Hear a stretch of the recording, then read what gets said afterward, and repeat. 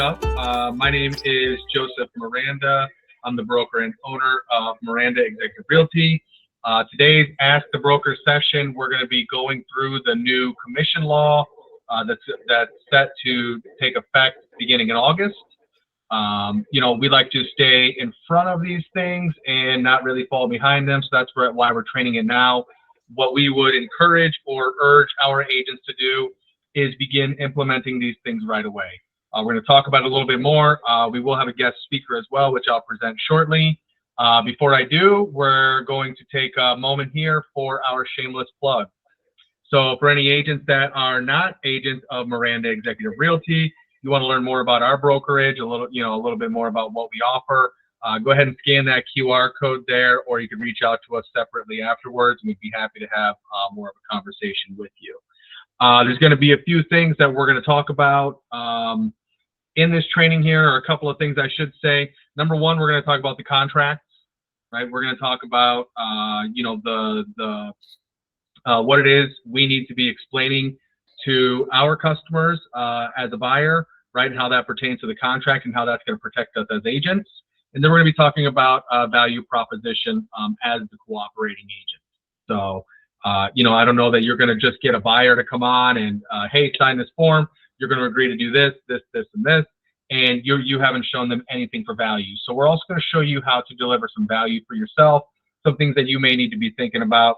At the end of this, when this training video is uploaded into our training portal, there's also going to be some downloadables. Like always, there's going to be some guides, some checklists, things that are going to help you to deliver this stuff to your customer as well. Before we jump into it, real quick disclaimer. I am only a broker. I'm only a real estate broker. We're talking about views, opinions, way that we're translating the law. These are only opinions, what we believe to be best practices. These in no way are intended to establish a standard or a practice in the industry.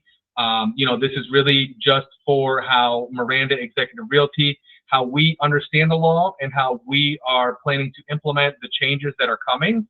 If you're not a member or if you're not an agent of Miranda Executive Realty, you're going to want to, also seek out some counsel from your own broker, speak to, their legal team, and just make sure that you're doing things, the way that your brokerage wants it to be handled as well.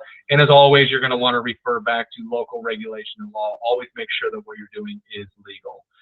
That being said, I'd like to introduce our first speaker or our first presenter here. This is Donald R. Walters from Donald R. Walters, PA. I've known Don for, gosh, I don't even know how long, 7 or 8 years probably. Yep. It took me a couple of years. We were in a networking group together.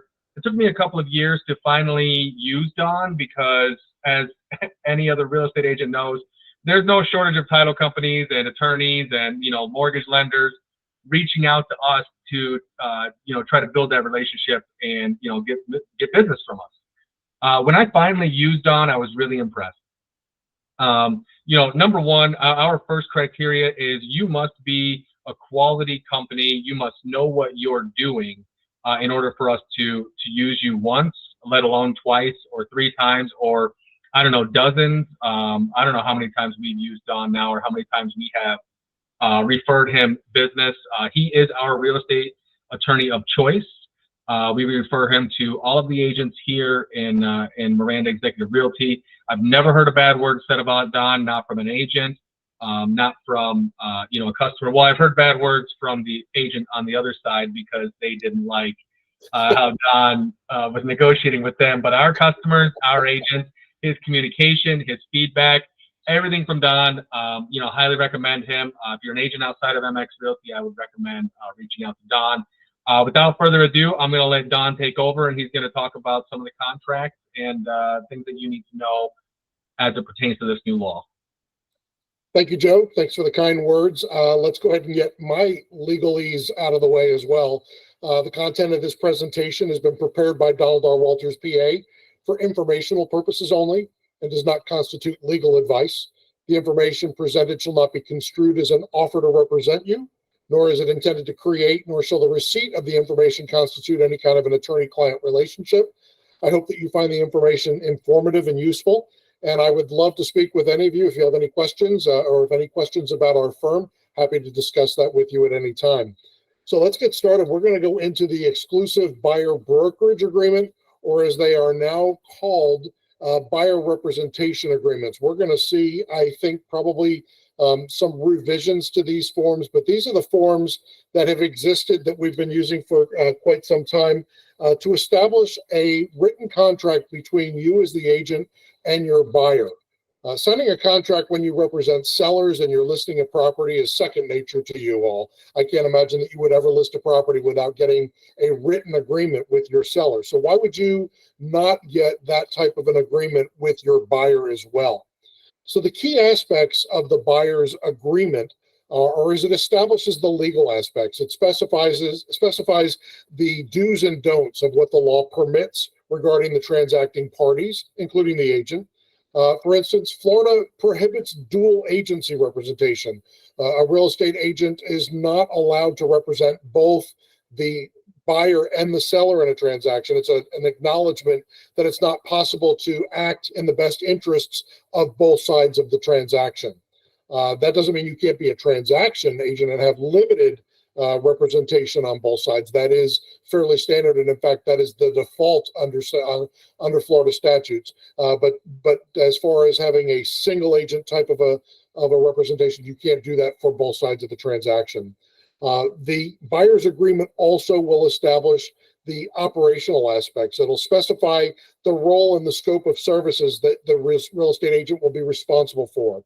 It's going to also highlight the buyer's role in helping conclude a successful transaction. It'll mandate the timeline and key milestones in the transaction. In other words, it needs to have a start and a stop date. Probably most importantly, though, and especially with the changes that are coming down the road now, most importantly will be the financial aspects. It's going to include the payment criterion and the payment structure. Depending on an agency's operations, the agreement could sometimes have a termination fee. If the buyer wanted to get out of it, you could be compensated for what work you've done, even though you may not have taken them to a successful completion of a contract negotiation. Written agreements can provide especially important when working with known parties like friends or family.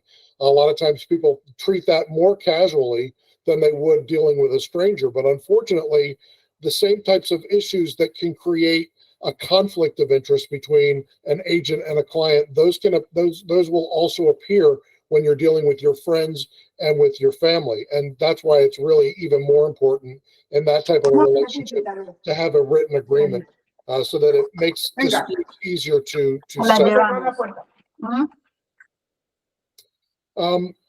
As you know, there are three different types of representation. There's two for representation, one that's a non-representation. You've got the single agent and you've got a transaction broker. So let's go to this next here. We get this next slide right here. This is the transaction broker, and paragraph 12 of this form. Let's take a step back. No matter what type of relationship you have, whether it's a single agent or a transaction broker, you have the same obligations no matter what. You are going to use professional knowledge and skills. You're going to assist the buyer in determining the buyer's financial capability and their financing options. You're going to discuss property requirements and assist the buyer in locating and viewing suitable properties. You are going to assist the buyer in entering into the contract, monitoring the deadlines, and closing any resulting transaction. You're also going to cooperate with real estate licensees working with the seller, if any, to effect a transaction. And the buyer understands that even if the buyer is compensated by the seller or a real estate licensee who's working with the seller, the compensation doesn't compromise your duties to the buyer. The buyer will also understand that you can work with other buyers that are interested in purchasing this same property. You could negotiate on behalf of two buyers, making offers on behalf of both buyers to purchase a specific piece of property. And the buyer acknowledges, and you would represent, that you can make known the existence of that offer. You just can't reveal any of the material terms or conditions without the buyer's prior written consent. So if you've got buyer A and they decide to make an offer of $600,000. You can't go back to buyer B and say, hey, I just wrote an offer for my other client that's at 600. If you do 605, maybe you're going to get the inside track on that. You obviously would not be able to disclose that, but you could submit offers on behalf of both buyers to the same seller. Obviously, in every transaction, regardless of what your duties are to your client, you have to adhere to the principles expressed by the Fair Housing Act. You can't participate in any act that's going to unlawfully discriminate on the basis of race, color, religion, sex, handicap, familial status, country of national origin, or any other protected category under federal or state or local law. And then finally, you as the agent, the transaction broker or single agent, would not warrant or guarantee any products or services that are provided by any third party that you at the buyer's request have referred or recommended to buyer in connection with the property acquisition. So that takes us to our 4 specific representation forms. And if we could go to the next slide, we're going to start off with the transaction broker form. This is the form that you would use if you are going to be the buyer's agent. You're going to be paid commission by the buyer or through a contribution from the seller. It's an exclusive transaction agency representation with the buyer, and it does provide for a retainer fee. You're going to find that these 4 forms that we're going to discuss are very, very similar throughout. So what we're going to do is point out where the things are different. So on a transaction broker form, if you look at paragraph 4, it's going to look at your broker obligations. The broker assistance, you're going to use professional knowledge and skills. You're going to assist the buyer in determining their financial capability and financing options. You're going to discuss property requirements, assist them in locating and viewing suitable properties. You're going to assist them in contracting, monitoring deadlines, and closing any resulting transaction. And you're going to cooperate with other real estate licensees. So this is very, very similar to what we talked about on all types of transactions. What you'll see missing here is the specific confidentiality that we're going to talk about when we get into single agent. You would have certain confidentiality, like we mentioned before, if you are a transaction broker and you're representing multiple buyers making bids on the same piece of property. Obviously, there are certain items that are confidential, but you would then be able to discuss things with the listing agent that maybe, unless you've been told to keep confident, you could discuss that. My client will be willing to negotiate a specific term or a term of financing. If you're in a single agent relationship, you wouldn't be able to do that. But in a transaction broker relationship, that you would have that ability because you represent the transaction. What you're really trying to do is bring buyer and seller together. Although there might be 2 real estate professionals involved, one that's been retained by the buyer, one that's retained by the seller. You're both working together to try and create this transaction. My understanding is that as far as Miranda Executive Realty goes, this is the preferred form for you to sign with a buyer. They would like to see you use this transaction broker form. The specific form is the EBBA 6TB, and it's a form that's available to you on Form Simplicity. It's also available to you in your agent resources. There are blanks in the form. There's really no need to reinvent the wheel. We've got these great forms put together by Florida Realtors. So this, you would list the buyer specifically, you would list the broker specifically, the term of the agreement, you're going to have a starting date and ending date. And then you're going to talk about the type of property, the general location where you're looking, what your price range is, indicate whether the buyer's been qualified, pre-qualified, or pre-approved, and then if there are any preferred terms or conditions. I want to be in a certain school zone. I want single family home. I want a condo. I'm willing to look at townhomes, et cetera, et cetera. Then, as I mentioned before, we get into the rest of the items that are pretty consistent throughout all the forms. You've got your broker obligations, your buyer obligations. This is then where you would be able to put a retainer. You'd be able to hold a fee, and then you would say that it's not refundable, and it's going to be either paid to you or it's going to be credited towards your compensation that you're paid if you successfully negotiate a contract and close. Paragraph 7 is then going to talk about your compensation. This is more important now than ever.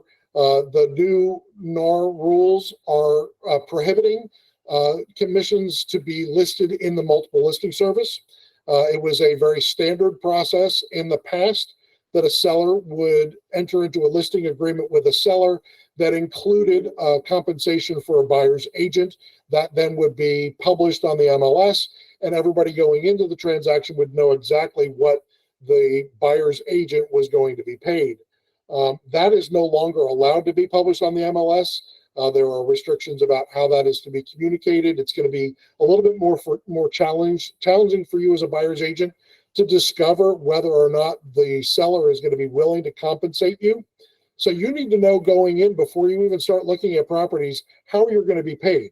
I'll leave that up to you and your discussions with your broker, whether that's Joe or if you're with another brokerage, as to how you want to do that. My personal belief is that we may see more flat fee types of things, where you're going to be representing a buyer and telling the buyer that you're going to accept a flat fee rather than a percentage of a purchase price.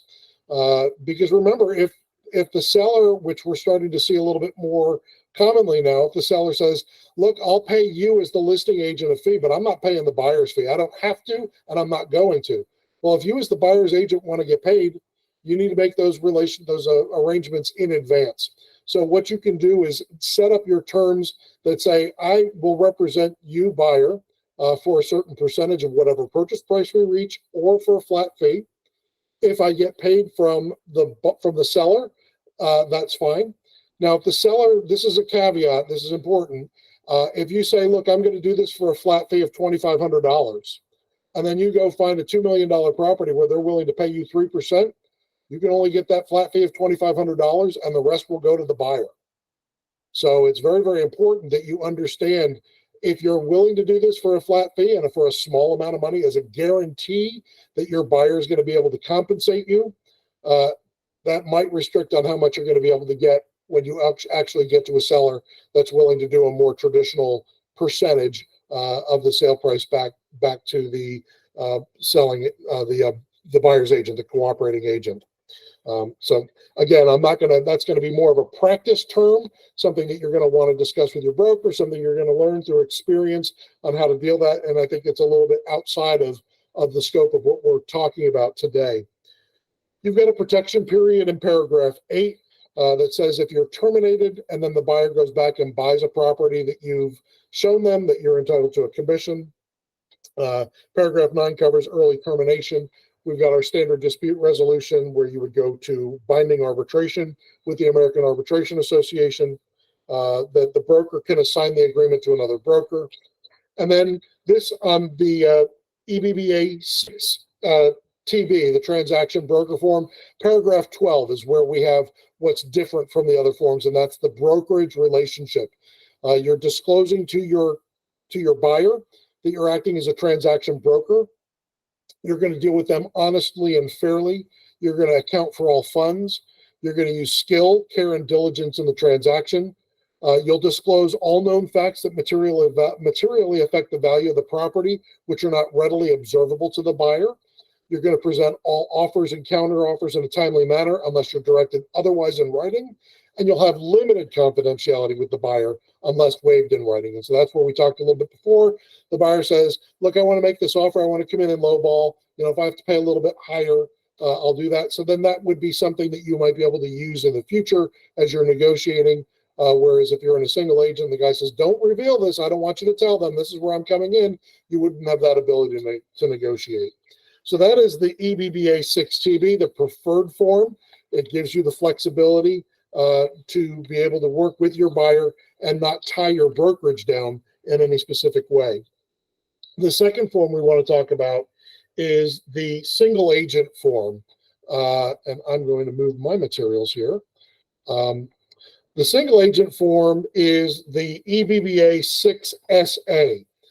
You again act as the buyer's agent. You're paid commission by the buyer, although you could be compensated by the seller in some circumstances. It's an exclusive single agency representation with a buyer, and the form also still provides for a retainer fee. So as you look through the 6SA, you'll see that the basic layout of the form is exactly the same. You got your parties, your term, specifically identifying what properties you're looking for, what your broker's obligations are, what the buyer's obligations are, the retainer, the compensation, protection period, early termination, dispute resolution, assignment. Where we're different is now paragraph 12, where it discusses the brokerage relationship. There is a single agent notice that needs to be signed off. It's disclosed to your buyer, and the buyer signs off on it. And it says, I, as a single agent, my brokerage and the associates, because now you're tying down your entire brokerage, owe to you the following duties: dealing honestly and fairly, loyalty, confidentiality, obedience, which is my favorite term in this. You're acting at the behest. Obviously, they can't tell you to violate law. I want you to discriminate, and certainly, obviously, you don't have to obey them when they're asking you to violate the law. You've got your initial duty to comply with fair housing laws and things like that. But if they tell you, I don't want you to tell them that I'm getting money from a loan, I want to make this as a cash offer, but I'm going to flip it and I'm going to borrow money down. You can't tell them that. You've got to follow them and do what they tell you to do on that. Full disclosure to the buyer. You've got to use your skill, care, diligence in the transaction. You're going to present all offers and counter offers in a timely manner, unless a party's previously directed the licensee otherwise in writing. And again, you're going to disclose all known facts that materially affect the value of the property. Here's one of the concerns when you're using a single agent and you're a member of a brokerage. Let's say, for instance, one of your fellow agents in your brokerage has a property that they've listed. You as a single agent are prohibited from making an offer to your fellow agent in your brokerage on the property that's listed to your brokerage. Because remember, this is the broker that's acting as a single agent broker for this particular client. So you are prohibited from representing or handling anything on the other side. That's one of the downfalls of using a single agent. And this is a conversation I had with Joe yesterday. I didn't understand why anybody would do this as a single agent. Joe educated me, because I'm not involved in the practice side of things, that sometimes you've got a big investment client, investor client that you deal with over and over and over again. And they want to know that you've got all of these heightened obligations and responsibilities and fiduciary duties to them that you're going to honor, so that they know by dealing with you that you are providing them the utmost in all of that. So that's fine. But you need to do that with the understanding that if you've got other properties that they're interested in that are listed in your brokerage by another agent, you're going to have to sign another agreement, which would be, going back to the transaction brokerage agreement, before you would even be able to show them that property that's listed by your brokerage. And then that takes us kind of to the third form that we've got for an exclusive buyer brokerage agreement, and that is the transitional one. That is the EBBA 6TN. You sign this as a single agent with the acknowledgement of both sides that you can convert that to a transactional brokerage if there's any reason to do so in the future. So again, we look at the form, the 6TN. It has all of the first couple paragraphs that are identical to other forms.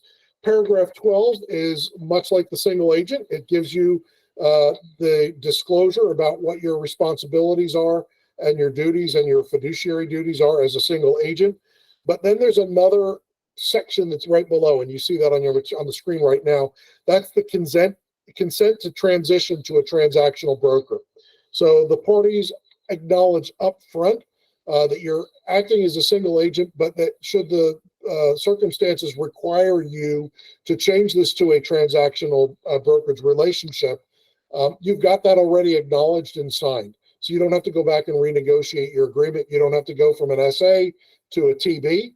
You've got the TN form, and that allows you to change that if circumstances so require you to go to a transaction brokerage. Things to think about: if you've got certain confidentiality requirements under the SA, single agent relationship, and then you change that to a transaction brokerage, you still must maintain in confidence those things that were told to you by your buyer, unless now they acknowledge that you have the right to share those things if they want to relinquish or release you from some of those confidentialities. That doesn't mean that, oh, well, now I'm your transaction broker, so I don't have to abide by any of those things that I did when I was your single agent for the first 10 days of this arrangement, you do still have to honor those things. And then that takes us to sorry, I'm trying to find my do not disturb button on my phone. That takes us to the fourth form, which is a non-representation agreement. That's the EBBA 6NR, and that is a non-brokerage relationship. Again, you're acting as the buyer's agent. You're paid commission by the buyer unless compensated by the seller. It's an exclusive agreement between you and the buyer, but there is no brokerage representation with the buyer. The only difference between these forms and the transaction brokerage, if you look at paragraph 12, your duties are a little bit more limited. You are still obligated to deal honestly and fairly. You still have to disclose all known facts that materially affect the value of the property, and you still have to account for all funds entrusted to the licensee. That used to be much more common when we had earnest money deposits held by the brokerage. It's very, very, very rare now for the brokerage to hold. I know most brokerages that I work with prohibit their agents from having that money held back by the brokerage that goes to the settlement agent or to the one of the party's attorneys. So that is a form, and I don't think they'll probably be using the no brokerage relationship form very often. Those are your buyer brokerage agreements. There's one more agreement that we want to talk about, and that is a showing agreement. This is kind of a new thing for a lot of agents, working with buyers and getting them to sign agreements. I'm hearing from some agents that buyers are not willing to sign an open-ended, even if it's got a beginning and a termination point. Sometimes buyers are not willing to commit themselves to one agent even for that period of time. So there is a showing agreement that is an SA3X form. And the difference between this and the open-ended is you specifically identify property or properties that you're going to show. So let's say a prospective buyer comes to you and says, I'd like you, Mr. Real estate agent, to show me this house or this house and 3 others. I don't want to commit to you anymore. It's going to be a trial run. And so you can go ahead and show them those properties. You can establish what your compensation is using this form.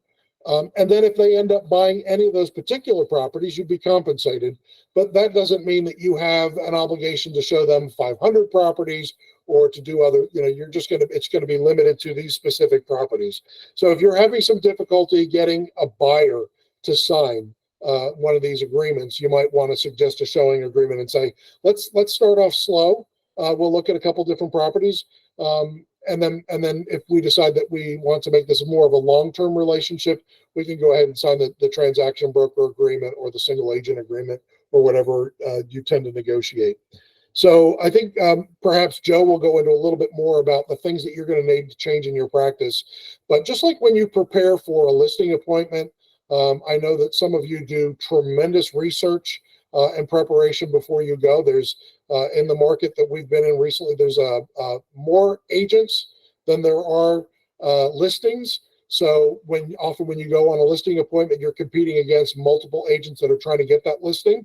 And so you find a way to sell yourself. You go and show what your value is to that buyer. It isn't just, I'm going to do this, this, and this. You have to explain to them why you are different than any other potential listing agent. Well, this is the same thing. When you're going in to represent this buyer, you need to show them your value. You need to show them why they need to agree to pay you, even if the seller's not going to compensate you, that it's going to be worthwhile to them to compensate you for the time and effort you're going to put in and helping them and the expertise and the knowledge to help them get into a contract and negotiate a deal that works best for this particular buyer. So these are the types of things that I think you need to start really looking at in the future as to how to sell yourself, not just as a listing agent, but as a buyer's agent. So we're going to go back and let Joe take over the rest of this, but I will be available for questions at the end if there's anything that anybody has any questions or concerns about anything that we've covered thus far. So Joe? Perfect. Thank you, Don. You know, as you can see, Don is a true expert. You know, Don understands contracts. He understands law. You know, a lot of people might be wondering, you know, why are we talking about agency agreements? Probably this takes us back to our elementary days in real estate where, you know, we were in school and we were learning about agency. But now we're introducing a whole new contract that most people are not used to implementing in their buyer into their buyer business. So it's very, very important that we understand agency. It's very important that we understand duty. These are the same types of brokerage agency that we have on a listing side as well. But now, for example, the single agent example that he gave us, you know, this brokerage can't be single agent for two customers on the same property, even if it's different agents. So, you know, these things are going to evolve as we go. Right now, what we're going to be talking about are best practices, what we know so far. We're going to do a follow-up training on this one in 2 weeks where we're going to talk about how this law is going to apply to listings. We're going to do a follow-up after that one, 2 weeks after that. We're going to talk about scripts, objection handling, you know, and how to present these things a little bit more in depth. We may do a fourth part or maybe even a fifth part, just kind of depending how this thing really, you know, evolves. We really want to make sure that our agents are fully prepared to implement this right away. That being said, before I go any further, I just want to remind the agents of MX Realty about our happy hour that we have on May 29th, 4:30 to 6:30. Open everything pretty much. It's going to be hosted by Ken Chong of High Tech Lending. Don Walters, I believe, rumor has it, is going to be there as well. So you're going to, you know, if you guys have any questions and you want to have an in-person conversation with him, you could come there as well, meet Don Walters in person. He really is a great guy. So, all right. Moving on. So let's talk about this settlement, right? In my opinion, the biggest impact that this settlement has for the selling agent is we can no longer offer compensation on the MLS, right? That's where this whole business changes. It's not that the seller can't compensate. It's not that they couldn't compensate their broker to compensate us. It's not that, you know, we can no longer talk about commission. It doesn't say that a buyer's agent cannot collect commission. It just says that the buyer's agent commission cannot be stated in the multiple listing, right? That's the biggest part. The NAR, any association, they can't create another website strictly, you know, designated for this, right? We have to now, as a buyer's agent, discuss our commission up front, right? So there's a few things that I would recommend, a few things that I did to prepare for this training. And there's a few things that I really am going to encourage everybody on this call and this meeting right now to do. Number one, read the settlement. The link we're going to share the link when we post this video, that link will be there. But it's really as simple as Google, right? NAR Settlement PDF. Click it. It's a lot of pages. I don't know how many it is, right? But the things that you need to know, right? Read the settlement, know the settlement. What we need to know is really in paragraph 58. That's not to say, you know, go straight to 58, only read that, right? Maybe scroll through some other areas, you know, find some other area, you know, other things. You know, the more you know, knowledge truly, truly, truly is power. So the more you know about this law, the reasons behind the law, right? The things that happened that led up to this law, why they've been trying to pass this law for so many years. The more you know about it, the better you're going to be able to explain this law, the better you're going to be able to put this to your buyer in a way that they're going to understand and they're going to be willing to work with you, right? So this is your first opportunity to label yourself as an expert, right? Short of that, if you don't want to read paragraph 58, at least read the frequently asked questions by NAR. Again, it's super simple. It's as easy as a Google search, right? NAR Settlement, FAQs. That's it, right? If you read those two in conjunction with this training here, understanding agency and understanding the contracts that you now need to, well, that you've always needed to use, but now you really need to use them and you really need to understand them, you're going to be doing a lot better than most agents, right? So let's talk about the settlement. Let's talk about paragraph 58, right? And let's talk about what we know so far, right? So number one, you know, how does this settlement affect us? First and foremost, we're members of NAR, so we're covered, right? There are some, if you read the settlement, you see there's some names in there that are not covered under the settlement. They mention those specific names. We are not those names, right? Miranda Executive Realty. If you're on another brokerage, more than likely your brokerage is included. If you're unsure, ask your broker. It's really just the big names. There's a couple that excluded themselves. I'm sure you've heard them in the news. Some have settled even since we started putting this together. So, so as members of NAR, Miranda Executive Realty, we're covered. Nothing to worry about there. Your buyers are not going to come back later on and sue you. Number two, antitrust. This is not in the settlement, but antitrust, what we need to understand is we as a brokerage or as brokers or as agents cannot discuss specific commission amounts with other brokerages, with other brokers, with other agents. Now, we may do, we do our roundtable group coaching. That's going to be next week when it's Miranda Executive Agents only. We can talk about numbers amongst ourselves, right? Because I'm the broker and, we have to have those conversations. But as a whole, with other brokers, with other brokerages, we cannot do it. So do not go online. Don't post stuff on social media. Don't incriminate yourself and start talking about, the 1%, the 2%, the 3%, the flat fee. Don't put any numbers out there. You cannot discuss it openly with other brokers. So understand antitrust and understand how it applies to you. Biggest thing, again, like I said, your commissions, a buyer's agent commission will no longer be offered in the MLS. We know that much for sure, right? It can, however, be listed on your personal website. It can be listed on our brokerage website. And we're working on things now to help, to help implement this. However, we don't have enough information. We don't have enough knowledge. I'm hoping, I'm more of a ask for forgiveness rather than permission kind of guy, right? When we ask a question, we don't ask the question, can we do that?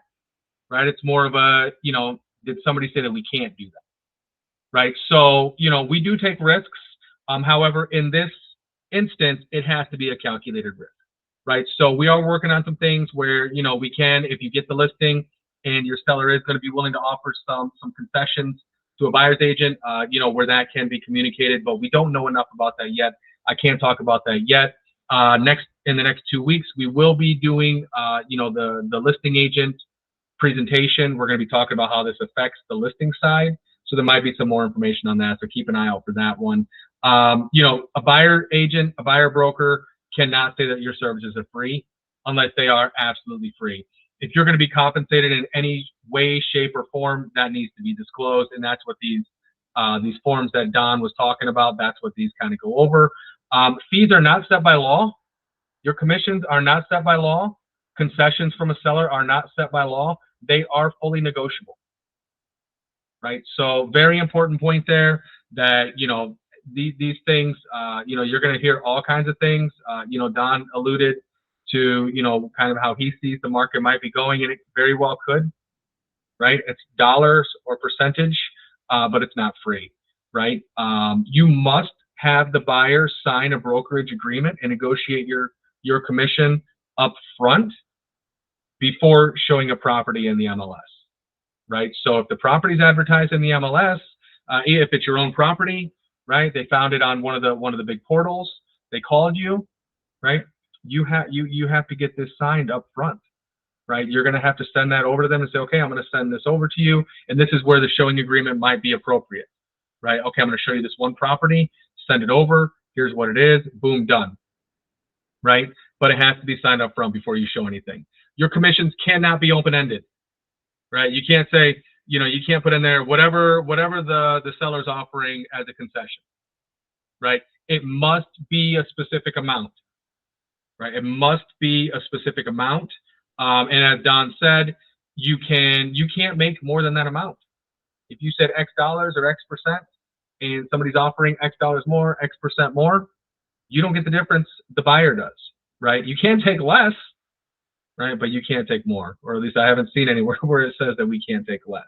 So, when you're filling out that form, fill it out maybe in your favor so that, you don't end up taking that buyer to a $35 million property and you missed out on, tens or hundreds of thousands of dollars of commission. because later on you might take somebody where you're going to have to take a flat fee. Again, this is all negotiable. Put on your negotiating hat. You are now negotiating with your customer before they are your customer. So sellers can give a credit to buyer at closing for closing costs in the form of a flat fee or percentage. It cannot be referred or implied as buyer agent compensation. It is a concession, right? Once we have the agreement in place, we must show a property no matter what the commission is, right? So again, if we negotiated, a certain amount and maybe it's not that amount, and the buyer says, well, I don't want to pay the difference, right? You got to figure that out, but you have to show the property.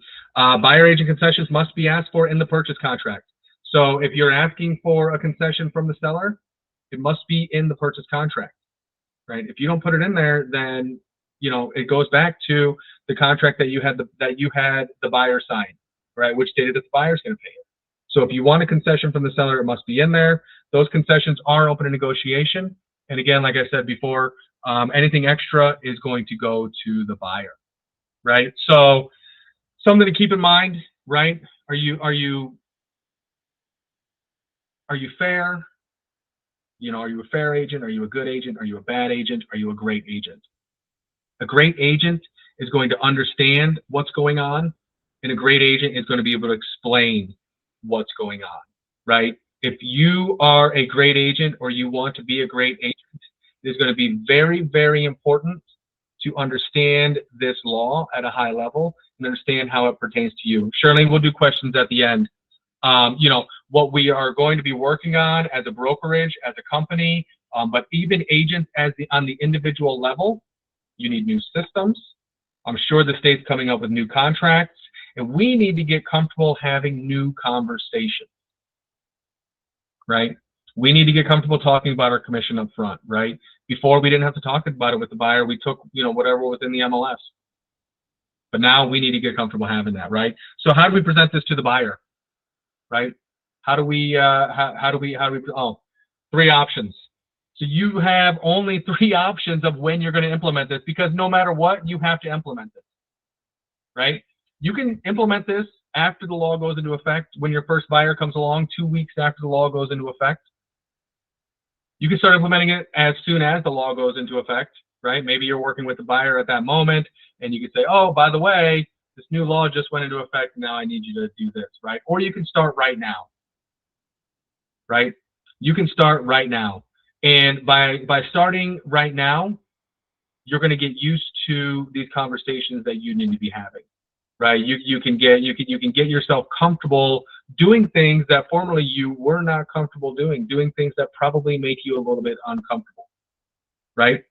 So we're going to go through the 3 P's here: prepare, present, paid, right? So what do you do to prepare for this, right? Number 1, like I've said many, many times before, well, not a 5th grader, actually a 5-year-old.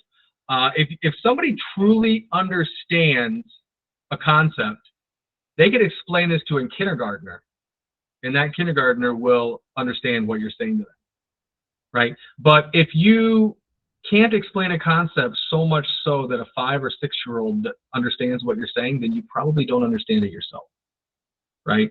So number 1, like we said, you're going to understand the NAR settlement and the commission lawsuit, right? But number 2, you need to understand the home buying process, right? Because why am I going to pay somebody a commission to take me through a process that they don't fully understand themselves, right? What could be thousands or tens of thousands or more dollars, I'm going to pay you so that you can, learn from me? Or am I just going to go straight to the listing agent? Or am I going to go to another agent that does take the time and does understand these things, right? You need to understand things like your contracts. You need to understand the escrow process, right? You need to understand title and how that plays into it. You understand mortgages and closings, right? We are the guide. We're there, right? Our skill, knowledge, and expertise has to be an umbrella over all of these things. The lender really only needs to understand lending, maybe a little bit of insurance and how it pertains to their mortgage getting approved, right? But the lender doesn't really need to know a whole lot, right? Title and escrow, they only need to understand the title and escrow process, right? Maybe they need to understand a survey and how, and how that fits into it. But, by and large, they really only need to understand that process. Us as real estate agents, we need to understand all of this, right? And all of the intricacies that go inside this, the flow of the contract, the flow of the transaction, right? How to get you from point A to point B, right? So first of all, you need to have an understanding. You need to know these things. And there's plenty of trainings, plenty of classes out there. We've probably done some in our office. I know we did an escrow class. I know we did a mortgage class, or a title class, I should say. So they're there. If not, go to the local association. They've got great trainings, right? Or request us. Tell us what you want to learn, right? And then you're going to sit down and you're going to talk to the buyer, right? And you're going to tell them, why should they hire you, right? What sets you as a real estate agent apart? Well, number one, going back to that previous slide, I understand the process, right? But what else, right? What makes you special? Strategy, negotiation, home repairs, right? What's your background? Do you have a background that you can lean on? Yeah, I used to be a property inspector, right? What's your background, right? What are these things that you do that sets you apart from other real estate agents that you can now sell yourself and they can say, yeah, you know what? This person would be worth it for me, right? You need to be able to explain to them why they should have a realtor when they could go out and buy the property on their own, right? Well, they could go straight to the listing agent, but, in a negative, kind of bringing a negative into this, but, think about a divorce. Husband and wife getting separated. One of them chooses the attorney, and the other one they both use that same attorney, right? Do you think they're both getting equal representation? Do you think they're both getting the best deal that they possibly could? Right? Maybe not. Why? Because they have opposing wants or opposing needs, right? Same thing with a buyer and seller in real estate, right? A buyer's agent or a buyer needs an agent because that agent is there for them and has their need in mind, right? It's not the listing agent who is maybe the cousin or the aunt or, the best friend, the drinking buddy, the coworker of the seller, right? Because even if they are a transaction broker, human nature is still something that you need to factor in, right? What about your list of vendors? Well, with MX Realty, you have our list of vendors, our people that we vetted, people like Don Walters, who's on this call today, right? You can refer them to all of these vendors. You know what? You're going to have attorney representation when you work with me, right? I have a great relationship with a great attorney, Don Walters. I'm going to put you in touch with him. If you have any questions, you're going to reach out to him. If something comes up, you now have attorney representation. You don't have to pay a separate retainer. That's huge, right? Then you can discuss your different ways that you can get paid, right? So what documents are you going to need? Number one, your buyer presentation, right? Where you're going to sell yourself. Home buyer wish list. What are they looking for, right? And then your brokerage agreement, hopefully it's transaction broker or your showing agreement. Whatever agreement you have, right, needs to be there with you, right? So you're going to talk about yourself, what the buyer's looking for, and then you're going to figure out what type of agency or how you're going to work with them, right? You're going to present it, right? Go through the wish list. You talk about your value proposition, explain the home buying process. You talk about the commission law, and at the end, you're going to slide that paper over, and they're going to have to sign that paper, right? Hopefully, this doesn't take us 2 hours to present this. Maybe the first time it does take you 2 hours to present this, and you bomb it. Well, that's why you need to start now.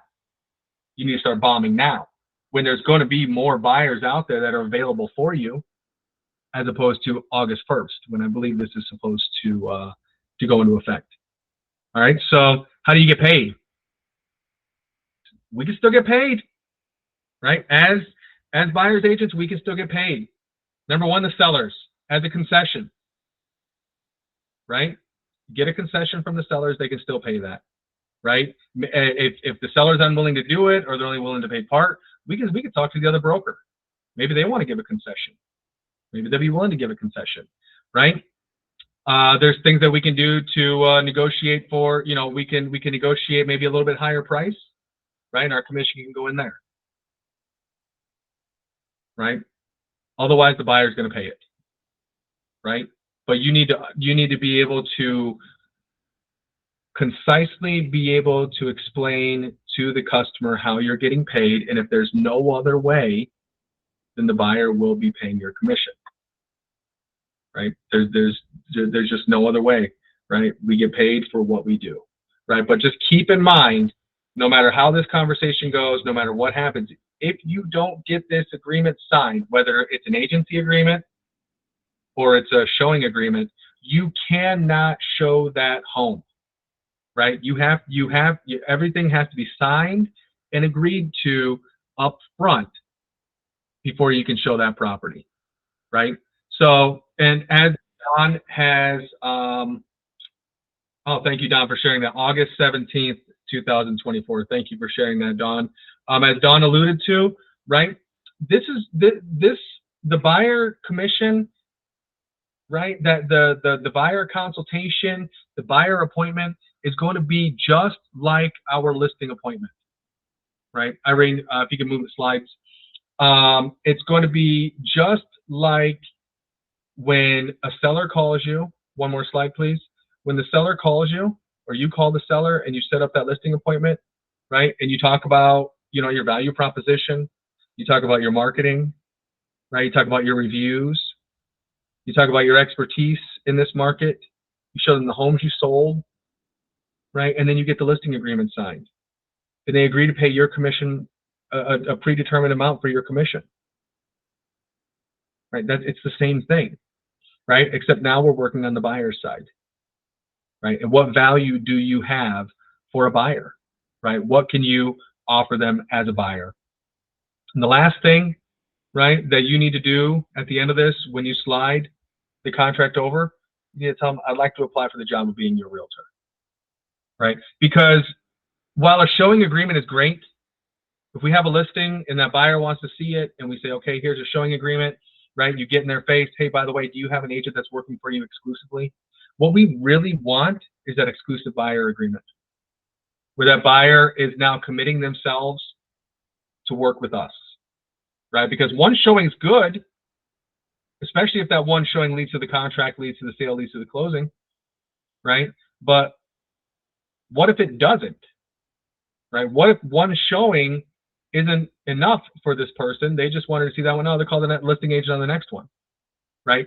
Deliver your value, show them what's different, explain to them why they should have an agent working for them, right? And why they shouldn't use the same agent as the seller, and apply for the job of being their realtor, right? Don't just show them one house, show them every house, right? That's what we're doing here. When you go on a listing appointment, you're applying for the job of being their realtor. Now, when you're doing a buyer appointment, you're applying for the job of being their realtor, right? So understand that distinction of what you're doing now. Before, maybe it was assumed, right? You didn't like this house. Can I show you some more? Sure. Boom. Send them over, right? You do whatever you do. Now you didn't like this house. Can I send you some more properties? Sure. Okay, great. Well, let me tell you what that means now after this, new commission. Right? Go through the process. Right? Hope it was helpful. I hope you found some value in this. Again, if you want to learn more about our brokerage, learn about our company, scan the QR code, reach out to us outside of here. This is the type of training that we do. We always want our agents to be on the forefront of everything. I hope there was some value that was learned here. Let's take some time now.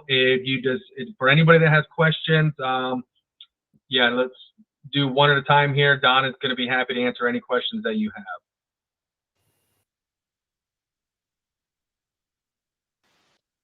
I think we have one from Shirlene a while ago.